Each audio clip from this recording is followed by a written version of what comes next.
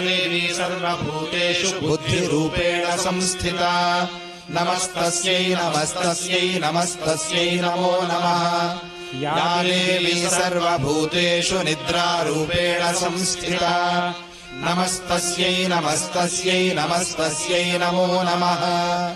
या देवी सर्वभूतेषु क्षुधारूपेण संस्थिता। नमस्तस्यै नमस्तस्यै नमस्तस्यै नमो नमः। या देवी सर्वभूतेषु छायारूपेण संस्थिता। नमस्तस्यै नमस्तस्यै नमस्तस्यै नमो नमः। या देवी सर्वभूतेषु शक्तिरूपेण संस्थिता। नमस्तस्यै नमस्तस्यै नमस्तस्यै नमो नमः।